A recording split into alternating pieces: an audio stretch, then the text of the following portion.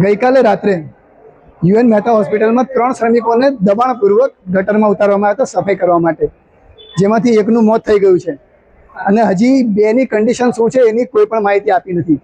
અને ગઈકાલે જ્યારે અહીંયા આગળ મીડિયા અને પરિવાર દ્વારાથી જે પણ પૂછપરછ કરવામાં આવી ત્યારે એવું બતાવવામાં આવ્યું હતું કે તમને પ્રેસ નોટ જાહેર કરીને જે પણ વિગતો છે આપવામાં આવશે. આ વાત થઈ હતી ગઈકાલે રાત્રે. એ વાતને આજે 24 કલાક થઈ ગયા છે, તેમ છતાં પણ હજી ના પ્રશાસન તરફથી ના યુએન મહેતા હોસ્પિટલ તરફથી કોઈ પણ જાતની માહિતી આપવામાં આવી રહી છે.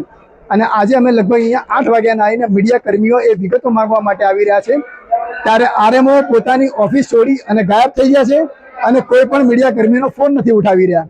અને આ જ ઘટનાની વિગતો લઈને અમે જ્યારે અહીંયા આગળ રિસેપ્શન કાઉન્ટર પર આવીને પૂછપરછ કરીએ છીએ કે શું વિગતો છે, તો અમને એવું જણાવવામાં આવી રહ્યું છે કે અહીંયા મિટિંગ ચાલી રહી છે અને બાકીના જે અધિકારી છે, ડાયરેક્ટરને એ બધા એ મિટિંગમાં બેઠા છે અને મિટિંગમાંથી આવીને તમને જવાબ આપશે. અને એ મિટિંગની રાહ છેલ્લા 1 કલાકથી જોઈ રહ્યા છે કે મિટિંગ ક્યારે પતે અને અમને ક્યારે જવાબ મળે, પણ અમને કોઈ જવાબ આપવામાં આવ્યો નથી. એટલે અમે અહીંયા છેલ્લે અમારે એમ કહ્યું કે ભાઈ જો તમે અમને જવાબ ના આપી શકતા હોય, અધિકૃત માહિતી ના આપી શકતા હોય, તો અમારી પાસે જે માહિતી છે એના આધારે અમે ચલાવીએ એમ કરીને મીડિયા મિત્રો અહીંયા ભેગા થયા. તો અમને અહીંયાથી બહાર કાઢવા માટે સિક્યુરિટી બોલાવવામાં આવી રહી છે. અમને એમ કહેવામાં આવ્યું કે તમે બધા બહાર નીકળો, તમારી અહીંયા આગળ કોઈ જરૂર નથી.